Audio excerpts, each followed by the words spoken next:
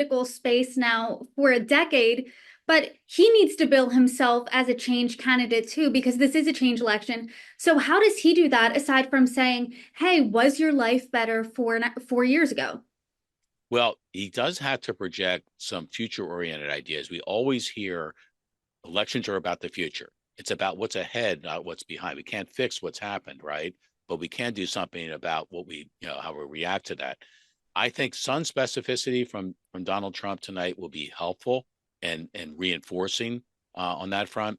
But I do still think right now, at this moment, this is a referendum tonight on whether the vice president is truly ready for the top job and whether people feel good in believing she's right for the top job. They want to, she's selling hope and joy, right? We all want hope and we all want more joy in our lives, right, Brittany?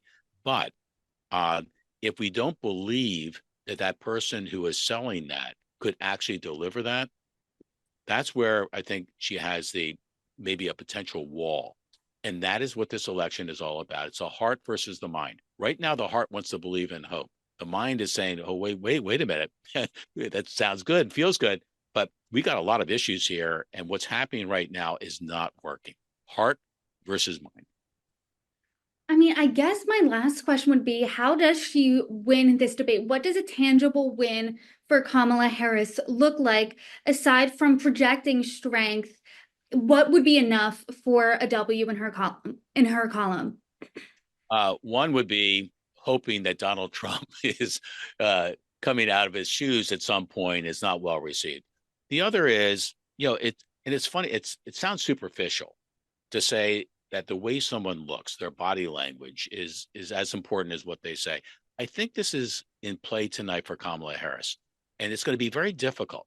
The one time we saw her on a debate stage under fire, she did not come off well when the fire was coming her way, right? And it is going to come her way tonight. Can she maintain a kind of presidential look and a calm about it as she's going through that storm? She's not proven she's been able to do that in the past. I know intellectually she wants that to be the way she's perceived tonight, but again, the mind versus the heart, it's very tough to tame instinct and tame emotion in the heat of a moment. And I think the heat is going to be turned up red hot tonight.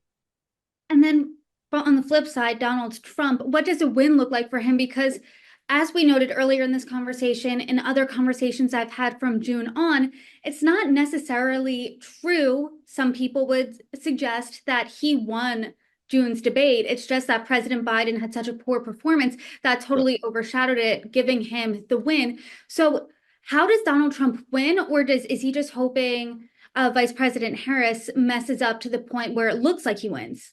I think if he is able to deliver the core message, which is the proverbial, are you better off now than you were 4 years ago, and gives 3 or 4 concrete examples of that, which, by the way, it includes foreign policy. Yeah, we always think, well, foreign policy is way down. How we're perceived in the world has a lot to do with our feeling of security. And right now, if we feel there's a belief that without showing or projecting strength to the world, that the United States of America is more vulnerable than ever to a much more dangerous world. And it's not just Russia and China, it's others, it's Iran, right? That suddenly could start pushing nuclear buttons.